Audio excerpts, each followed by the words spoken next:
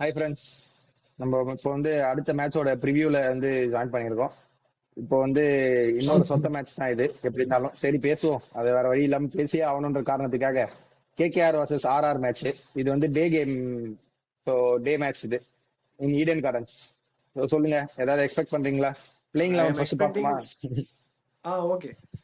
RR எனக்கு தெரிஞ்சு எதுவும் பெரிய சேஞ்ச் இருக்காது. எட்மயர் உள்ள வருவான்.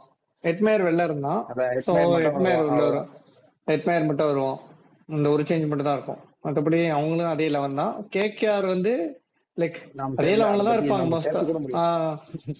கேகேஆர் மோஸ்டா அதே லெவன்ல தான் ஆடுவாங்க. அவங்க பேட்டிங் ஃபெயிலியர் டாப் 3-4 அவங்க மாத்த மாட்டாங்க, அப்படிதான் ஆட போறாங்க. ஸோ பவுலர்ஸ் வேணா ஏதோ ரொட்டேட் பண்ணுவாங்க, ஏதோ இருந்தா சொத்து எடுத்து உள்ள போட்டு வந்தா அதேதான். ரமன்தீப் மேலே இப்ப கை வைக்க முடியாது, ஒரு 30 யார்ட் அடிச்சிட்டாரு. சோ அவர் மேல கை வைப்பாங்களா இல்லன்னு தெரியல. டே கேம் வேற. கேகேஆருக்கு ஒரு நல்ல ஆப்ஷன் நீங்க பாத்தீங்கன்னா டே கேம்ல பிச்சு கொஞ்சம் ட்ரையா இருக்கும். ஸோ அவங்க ஸ்பின்னர்ஸ் கொஞ்சம் ஹெல்ப்ஃபுல்லா இருக்க வாய்ப்பு இருக்கு. மற்றபடி அவங்க இந்த இந்த டோர்னமெண்ட்டே ரொம்ப பாவப்பட்ட நிலைமையில இருக்காங்க. என்ன பண்றது ஏது பண்றதுன்னு தெரியாம எதை தொட்டாலும் தப்பு தப்பா நடக்குது. அவங்க முதல்ல இருந்தே சரியில்லை. பத்திரா நான் வேற ஜாயின் பண்ணுவாருன்னு போட்டிருக்காங்க. ஆனா இந்த மேட்ச் இல்லைன்னு நினைக்கிறேன். நெக்ஸ்ட் மேட்ச்ல இருந்து தான் ஜாயின் பண்ணுவாருன்னு நினைக்கிறேன் டீமோட. ஸோ பத்திரானா எப்படி இந்த மேட்ச் ஆட மாட்டாரு. என்னென்னோ எல்லாம் மாத்திட்டு இருக்காங்க. பாப்போம் ஏதாவது அவங்களுக்கு நல்லபடியா நடக்குதா.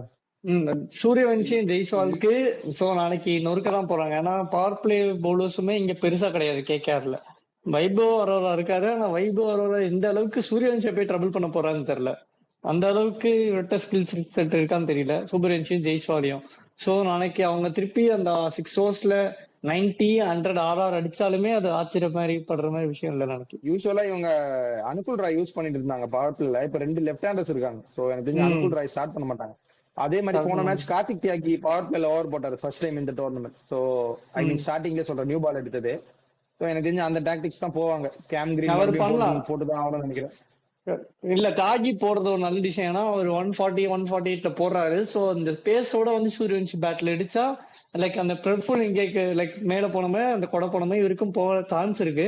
ஆனா நாளைக்குன்னு பார்த்து தாகிய போடாம வைப்பாங்க இவங்க வேணும்ட்டு. தாகியாலதான் மேட்ச் தோத்தோம் அப்படிங்கிற மாதிரி. வேற ஏதாவது மேட்ச் அப் மாதிரி ஏதாவது பெருசா பேசலாம் ஒண்ணும் இல்ல இந்த கேம்ல. ப்ரெடிக்ஷன் வந்து ஊருக்கே தெரிஞ்சதுதான். ஆனாலும் வந்து நம்ம ஆளு ஒருத்தர் இருக்காரு அதை அப்போஸ் பண்றதுக்கு. நீங்க யாருக்கு நாளைக்கு? நான் கேகேஆர். நானும் ஆர்ஆர். நம்ம ஸ்டவனும் ஆர்ஆர் சொல்லியிருக்காரு, ஹரியும் ஆர்ஆர் தான் சொல்லியிருக்காரு. சோ ஆஸ் யூஷுவல் வெங்கட் மட்டும் கேகேஆர் சைடு போயிருக்காரு. அதான் மேட்ச் அப் மாதிரி ஏதாவது ப்ரெடிக்ஷன் ஓகே தான். பட் எதுக்கு ப்ரெடிக்ஷன் ஆர்ஆர் கேகேஆர் சொல்ற? நீ முதல்ல அதை சொல்லு. நான் சொல்றேன். ஆர்ஆர் சொல்றதுக்கு 1000 காரணம் இருக்கலாம். கேகேஆர் எதுக்கு சொல்லு? நான் கிரீன் ஃபார்முக்கு வந்துட்டான் போன மேட்ச். சரியா, பவர் ஃபார்ம்ல தான் இருக்கான்.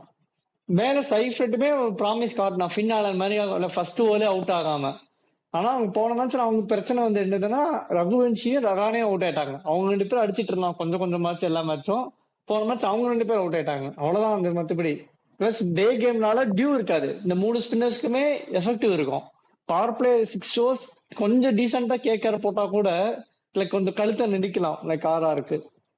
பிளஸ் அவங்களுமே ஒரு லாஸ்டோட தான் வராங்க. லைக் எக்ஸ்போஸ் ஆயிட்டாங்களா எல்லாம் ஆனாமே தெரியல. லைக் டாப் 3 கூட இல்ல பவர் பிளே அந்த ஓப்பனர்ஸ் சீப்பா அவுட் ஆக்கினா லைக் பிரஷர்ல திருப்பி கிரம்பிள் ஆறாங்களான்னு நாளைக்கு தெரிஞ்சிடும். நாளைக்கு டாஸ் ஜெயிக்கிற டீம் கண்டிப்பா. ஆனா இது ஐ மீன் பேட்டிங் பவுலிங் எடுக்கணுங்கிற டிஸ்கிரிப்ஷன் எதுவும் பெருசா இருக்காதுன்னு நினைக்கிறேன். ஏன்னா டே கேம் அப்படிங்கிறதுனால. ஆனா ஃபர்ஸ்டா பேட்டிங் ஆடுற டீம் வந்து என்ன ஸ்கோர் கொடுத்தா டிஃபெண்ட் பண்றதுக்கு சான்சஸ் ஜாஸ்தி. இல்ல டே கேம்னால ஷோரா சொல்ல முடியல. நைட் கேம்னா சொல்லலாம் தெரியாது அதுவும். ஏன்னா லாஸ்ட் டைம் அந்த பிட்ச் கொஞ்சம் ஸ்டிக்கியா இருந்தது கேகேஆர்ல. ஆனா யூசுவலா கேகேஆர்ல பாத்தீங்கன்னா 200+ அடிச்சாதான் பாருன்ற மாதிரி இருக்கும். டே கேம்ன்றனால மேபி ஒரு 10 ரன்ஸ் கம்மி பண்ணிக்கோங்க. 190 அந்த ரேஞ்ச், 200 ரேஞ்ச் வந்து பார் ஸ்கோரா தான் இருக்கும். அதுக்கு மேல போயிட்டாங்கன்னா கேகேஆரும் அந்த அவங்க பேட்டிங் லைனை வச்சுட்டு இப்ப சப்போஸ் சேஸ் பண்றாங்கன்னா 200+ எல்லாம் சேஸ் பண்றது கஷ்டம் தான் என்னை பொறுத்த வரைக்கும். ஸோ அவங்க ஃபர்ஸ்ட் பேட்டிங் ஆடி ரன் ஏதாவது 220, 230 போட்டுட்டு இவங்க மேல ப்ரெஷர் போட்டா மட்டும்தான் ஒரே ஆப்ஷன். ஸோ அதை போகணும்னா ரிங்கு சிங் உங்களுக்கு கீழே ஃபயர் பண்ணியே ஆகணும். ரிங்கு சிங் ஃபயர் பண்ணாம 220 லைக் ரொம்ப ரொம்ப கஷ்டம். பவுலிங்கும் நல்லா தான் இருக்கு. நம்ம அந்த அளவுக்கு உங்களை ஒன்னும் இது பண்ண முடியாது. அந்த பவுலிங் வச்சு பண்றாரு. தாகி ஸ்டெப் அப் ஆமா, பண்ணிட்டாரு, அதனால கொஞ்சம் டீசெண்டா தெரியுது. தாகி ஸ்டெப் அப் பண்ணலன்னா அனுகுல் ராயுமே லைக் நல்லாவே ஸ்டெப் அப் பண்ணிட்டாரு. அதான் ஸ்பின்னர்ஸ் தவிர்த்தேன். ஸ்பின்னர்ஸ் 3 பேர் இந்த 10 ஓவருமே லைக் இப்படிதாமே எல்லா மேட்ச்ல 100 கீழே போட்டுடுறாங்க அவங்க 10 ஓவர்ஸ்ல. 90 80s to 90s போட்டுடுறாங்க. இந்த ரிமைனிங் லீக்கேஜ் வந்து அந்த பேசர்ஸ் கிட்ட இருந்தா வருது. ஒன்னு வைபவ் ஒரு கொடுத்துறாரு, எல்லாம் அந்த இன்னொரு பேசர் ஆடுறாங்க அவங்க கொடுத்துட்றாங்க. ஸோ அதுதான் அவங்களுக்கு பிரச்சனை. எனிவேஸ் நாளைக்கு வந்து அதான் எனக்கு தெரிஞ்சு ரொம்ப கம்ஃபர்டபுள் வின் ஃபார் ஆர்ஆர் அப்படின்ற மாதிரி தான் இருக்கு. ஏன்னா கம்பேரிட்டிவ்லி ஆர்ஆர் ஆன very very much much much much better சைடாக இருக்காங்க கேகேஆரை விட. பட் அண்டர் அதர்வைஸ் கேகேஆர் கொஞ்சம் பிளான்ஸ் ரெடி பண்ணிட்டு லைக் வைபவ் சூரியவன்ஷிக்கு ஏர்லியான ஸ்டாப் பண்றதுக்கு, அதுக்கப்புறம் மிட் ஓவர்ஸ்ல மற்ற ஆர்ஆர் பேட்ஸ்மேனை ஃபயர் பண்ணாம ஆட வைக்கிறதுக்கு, அண்ட் ஏர்லியான் பர்கரையோ இல்ல ஆர்ச்சரையோ கேகேஆர் பேட்ஸ்மேன் டேக் ஆன் பண்றதுக்குங்கிற மாதிரி பிளான்ஸை போட்டுட்டு வந்தாங்கன்னா மேபி ஒரு ஸ்லைட் சான்சஸ் இருக்கு. அப்போ வெங்கட் பக்கம் காத்தடிக்கலாம். நாளைக்கு என்ன நடக்க போகுதுங்கிறது தெரியல. இல்ல எங்க யூஸ்வலா ப்ரெடிக்ஷன் வந்து நாங்க சொல்லிட்டோம். அவங்க பிளான்ஸ்ன்னு பாத்தீங்கன்னா வைபவ் ஓவர ஃபர்ஸ்ட் ஓவர், கார்த்திக் தியாகி second over, Vaibhav over third over போட்டுருவாங்க. அப்பயுமே ஓபனர்ஸ் விக்கெட் விழலன்னா எனக்கு தெரிஞ்சு ஃபோர்த் ஓவர் நிறைய எடுத்துட்டு வந்துருவாங்க. ஏன்னா அவங்க முக்காவாசி அட்டாக் பண்றது ஓபனர்ஸ் தான் அவங்க. சோ நீ மேலேயே விக்கெட் எடுத்துட்டேன்னா இவங்க கொஞ்சம் நிறுத்த சான்சஸ் அதிகம். சோ எனக்கு தெரிஞ்சு கண்டிப்பா ஃபர்ஸ்ட் 3 ஓவர் விக்கெட் விழலன்னா 4வது ஓவர் நிறைய வந்துருவாரு. ஆனா நினைக்கிறேன் அவங்க பிளான் பேட்டிங் பவுலிங் ரெண்டுத்துலயும் மாத்துவாங்க நினைக்கிறேன். இதே பிளான் ஃபாலோ பண்ணி 6 மேட்ச் தோத்துருக்காங்க. ஸோ அவங்களுமே எஸ்ஆர்எச் இங்கேயே அண்ட் சகிப் பூஷன் கொண்டு வந்த மாதிரி அவங்களும் ஆஸ் டிசிஷன் எடுப்பாங்கன்னு நினைக்கிறேன். அபிஷேக் நாயர் வேற லைக் அவருமே ஒரு கிரிக்க மாதிரி தான். லைக் 25-26 மேட்சஸ் கோச் பண்ணதுல 5 or 6 தான் இது வரைக்குமே ஜெயிச்சிருக்காரு அபிஷேக் நாயர். ஸோ அவரோட இதுதான் ஃபைனல் சீசனாவுமே இருக்கும் அவங்களுக்கு கோச். வாட்சன் பிராவோ தான் எடுத்துட்டு போவாங்க இனிமே கேகேஆருக்குமே. அண்ட் இன்னொரு ஒரு ப்ராப்பரா ஒரு ஐ மீன் தெரியல இது உண்மையா அப்படின்ட்டு, but Abhishek Nayar has gone and spoken with ருத்து I mean Rahane on a very bad note அப்படின்ற மாதிரி 2 நானும் அந்த வீடியோ இன்ஸ்டாகிராம் தான் பார்த்தேன். போஸ்ட் பார்த்தேன். இன்ஸ்டாகிராம் ட்விட்டர்லயுமே வந்து இந்த மாதிரி இல்ல கேப்டன்சி பண்ண பிடிக்கல அப்படின்னா ப்ளீஸ் ரிசைன் அண்ட் கோ அப்படின்ட்டு. பட் என்னன்னா இந்தியாவுக்கு கேப்டன்சி பண்ண ப்ராப்பர் ரெக்கார்ட்ஸ் ஓரளவுக்கு some good names against Ajinkya ரஹானேயாச்சும் இருக்கு. அபிஷேக் நாயருக்கு எடுத்துக்காட்டுற மாதிரி ஒரு பர்டிகுலர் ஸ்டாட்டுமே இல்ல இதெல்லாம் கோச்சா இதை ஜெயிச்சு கொடுத்துருக்கேங்கிற மாதிரி. பட் இவர் போயிட்டு அஜிங்கிய ரஹானே கொஸ்டின் பண்றது எந்த அளவுக்கு கரெக்டா இருக்கும்னு எனக்கு இல்ல தெரியல. அதையும் தாண்டி நீங்க கேப்டன் வந்து நீங்க பண்ண பிடிக்கலன்னா போயிடுன்னு சொல்றது செகண்டரி. சரி போயிடு, வேற யாராவது கேப்டன் பண்ணணும்னு ஒரு ஆள் இருக்கணும்ல அந்த டீம்ல. அது யாருமே இல்லாதனாலதான் ரஹானே நீங்க கேப்டனா போட்டு ஆடிட்டு இருக்கீங்க. ஒரு யங்ஸ்டர் தான் யாரா இருந்தாலும் பாப்பாங்க.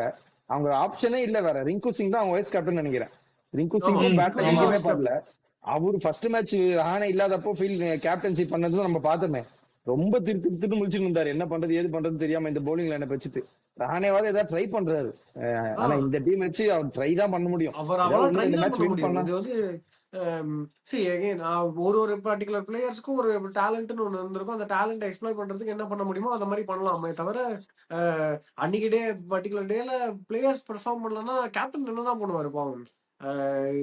இல்ல நீங்க ஒரு எக்ஸ்ட்ராடினரி டீமை கொடுத்து அதை கோச்சும் பண்ணி நீங்க ஜெயிக்க வைக்கலன்னா இங்க கேட்கல ஒரு லாஜிக் இருக்கு. அவரும் ஒரு கேம் அடிச்சிருந்திருக்காரு, ஒரு 2 கேம்ல டீசென்ட் 20s எடுத்திருந்திருக்காரு.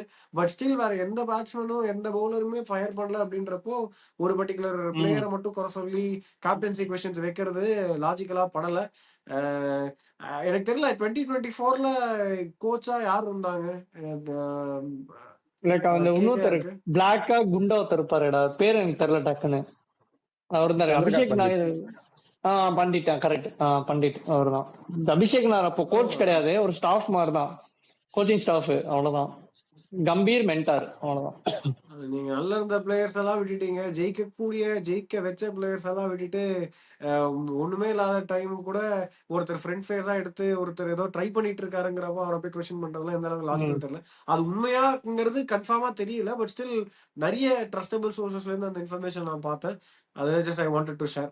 எனிவேஸ் இது ரொம்ப ஸ்ட்ரெயிட் ஃபார்வர்ட் கேமா இருக்க போது பெருசா பேசுறதுக்கு உதவும் இல்ல. வந்து அத்துடன் உங்களிடமிருந்து விடைபெறுவது உங்கள் உல்ஃபர்ஸ். டாடா பை பை வணக்கம்.